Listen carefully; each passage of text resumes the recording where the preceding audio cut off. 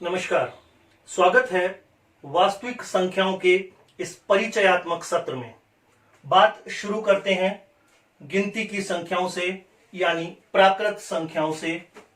प्राकृत संख्याओं को हम लिखते हैं n से। प्राकृत संख्याएं वे संख्याएं होती हैं जो गिनने के काम आती है, यानी 1, 2, 3, इसी 4, 5, 6 इसी तरह से आगे अनंत तक होती है। कोई सीमा नहीं है, आगे से आगे बढ़ती जाती हैं। इसके बाद ये तो वो संख्याएं हैं जो गिनने के काम आती हैं, इन्हें कहते हैं हम प्राकृत संख्याएं या n से डिनोट करते हैं, अंग्रेजी में कहते हैं नेचुरल नंबर्स। इसी तरह पूर्ण संख्याएं होती हैं जिसको हम w से डिनोट करते हैं, होल नंबर्स। ये हैं प्राकृत संख्याएं। प्राकृत संख्याएं। और ये है पूर्ण संख्याएं। पूर्ण संख्याओं को W से लिखते हैं। और ये कौन सी संख्याएं हैं? ये लगभग यही संख्याएं हैं, लेकिन इसमें एक अवयव अधिक है। 1, 2, 3, 4, 5, 6, 7, 8 तो वही है, इसमें एक अवयव 0 अधिक है।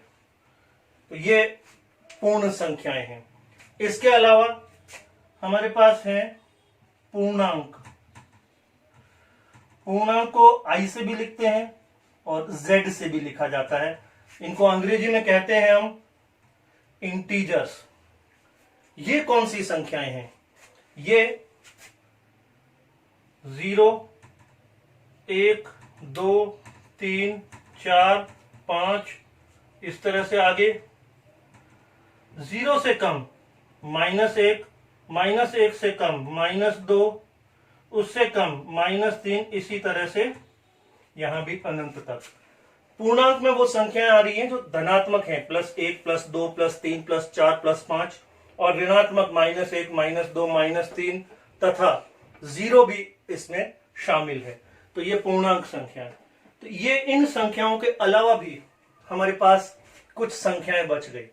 अगर याद करें तो बट्टे वाली संख्याएं, जैसे 1/2 आधा, 1/4 पाव, 3/2, 5/7, -3/-5, 2/-3, ऐसे ही अनेकों अनेक अनगिनत ऐसी संख्याएं हैं जिनको हम P/Q के रूप में लिख सकते हैं। अगर आपको याद आ रहा हो, जहां P पूर्णांक हो और Q भी पूर्णांक हो। देखिए यहां P पूर्णांक होना चाहिए और Q भी पूर्णांक होना चाहिए, और Q बराबर 0 न हो। ठीक है, तो ऐसी संख्याएं जिन्हें P/Q के रूप में लिखा जा सकता है, जहां P और Q दोनों पूर्णांक हों तथा Q बराबर 0 के नहीं होना चाहिए, ऐसी संख्याएं ये बट्टे वाली संख्याएं। तो P/Q के रूप में लिखा जा सकता है। तो इनको भी प्राकृत संख्या 1 है, इसको मैं 1/1 लिख सकता हूं। 2 को भी 2/1 लिख सकता हूं। 3 को भी 3/1 लिख सकता हूं। -3 को -3/1 लिख सकता हूं। तो ये सारी जो संख्याएं हैं, ये सारी वो संख्याएं हैं जिन्हें P/Q के रूप में लिखा जा सकता है, और जिसमें P और Q दोनों पूर्णांक होंगे, और Q बराबर 0 नहीं होना चाहिए।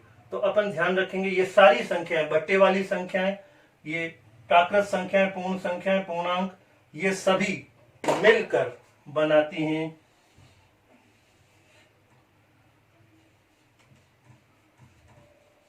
परिमेय संख्याएं। ये सभी मिलकर बनाती हैं परिमेय संख्याएं, जिसको हम लिखते हैं Q से। तो परिमेय संख्याएं वे संख्याएं होती हैं जिन्हें P/Q के रूप में लिखा जा सकता है, जहां P और Q दोनों पूर्णांक हों तथा Q बराबर 0 न हो। तो ये सारी परिमेय संख्याएं हैं। इसी तरह से एक और प्रकार की संख्याएं होती हैं अपरिमेय संख्याएं। अपरिमेय संख्याएं, अपरिमेय संख्या। अपरिमेय संख्याएं कौन सी संख्याएं हैं? अगर परिभाषा देना चाहें तो वे संख्याएं जो परिमेय नहीं है वे अपरिमेय संख्याएं हैं।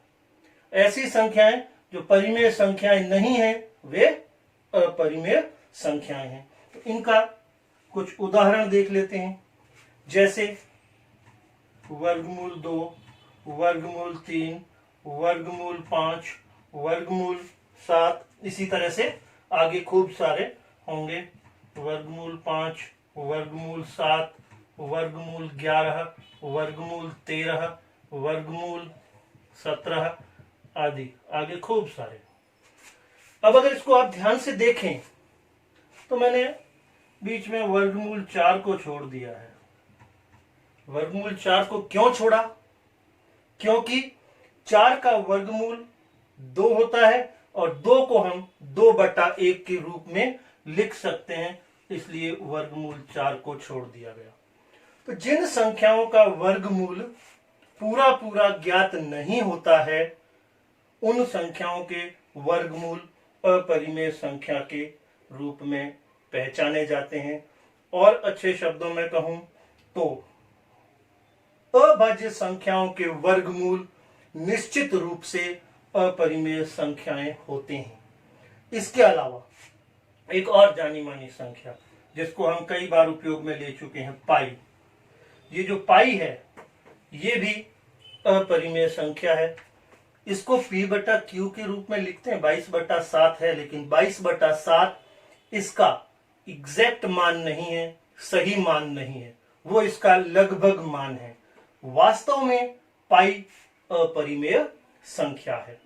तो अब आप लोगों ने देखा ये सारी परिमेय संख्याएं हैं और ये वर्गमूल वाली और पाई, इसके अलावा भी और भी अपरिमेय संख्याएं हैं। धीरे धीरे आपके सामने आगे बढ़ेंगे, आगे पढ़ेंगे तो आती रहेंगी। ठीक, अब ये परिमेय संख्याएं और अपरिमेय संख्याएं दोनों को मिलाकर हम कहते हैं वास्तविक संख्याएं। इन दोनों को मिलाकर हम कहते हैं वास्तविक संख्याएं। वास्तविक संख्याएं, और इसको लिखते हैं R से, रियल नंबर्स। ये आपके सामने पूरा वास्तविक संख्याओं के अंदर कितनी तरह की कौन कौन सी संख्याएं, एक छोटा सा खाका आपके सामने है, इसको अपनी कॉपी में नोट कर लीजिए।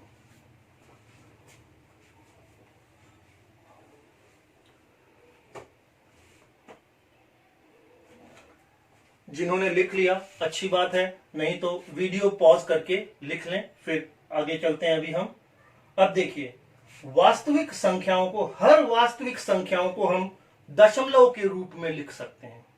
इस बात को नोट करना, हर वास्तविक संख्या, किसी भी वास्तविक संख्या को हम दशमलव के रूप में लिख सकते हैं।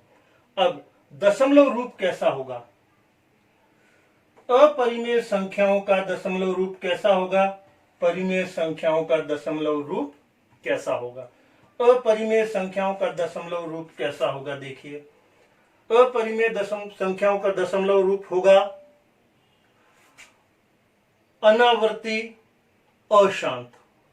अनावर्ती अशांत दशमलव होगा। अनावर्ती अशांत। अनावर्ती अशांत का मतलब क्या?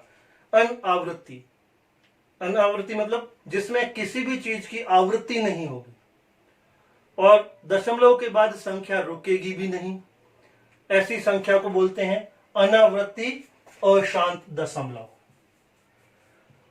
अनावृत्ति अशांत, अनावृत्ति अशांत दशमलव, अनावृत्ति अशांत दशमलव। परिमेय संख्याओं को जो दशमलव रूप होगा वो दो तरह का हो सकता है। कौन कौन सा? पहला, शांत दशमलव। शांत दशमलव या आवृत्ति अशांत दशमलव।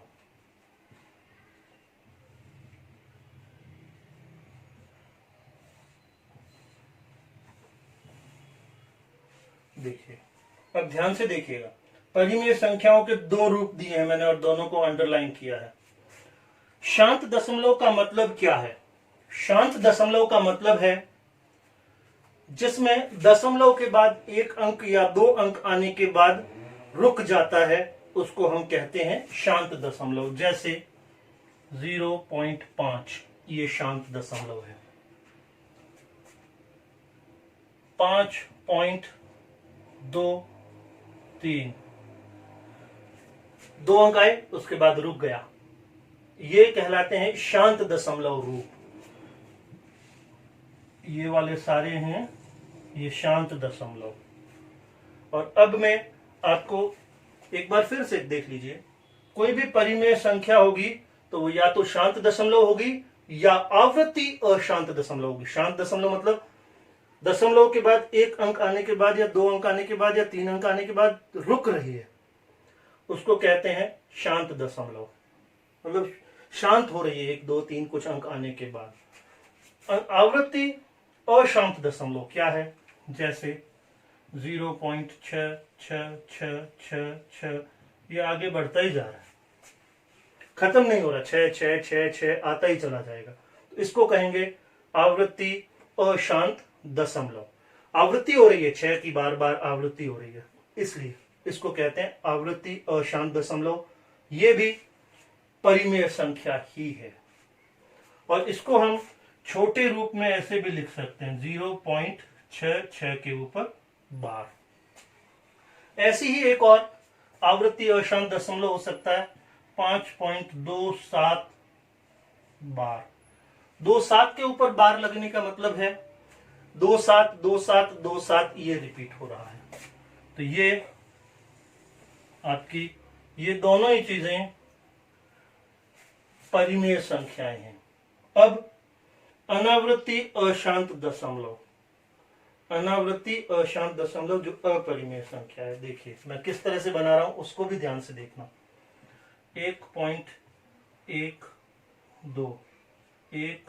2 1.12 5 7 3 4 5 9 2 1 7 3।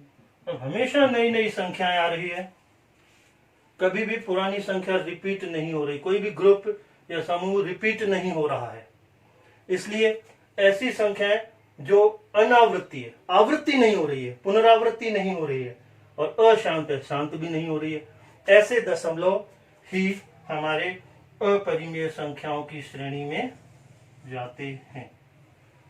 बाकी ये दोनों आपके ये भी और ये भी दोनों इसकी श्रेणी में है। तो ये हमारा एक दिमाग में खाका पूरा हुआ वास्तविक संख्याएं क्या होती हैं, किन किन रूपों में पाई जाती हैं। अब अगर हम इस संख्या के बारे में कुछ और डिटेल पढ़ेंगे तो हमको वो सारी बातें बेहतर समझ में आएगी। धन्यवाद सभी।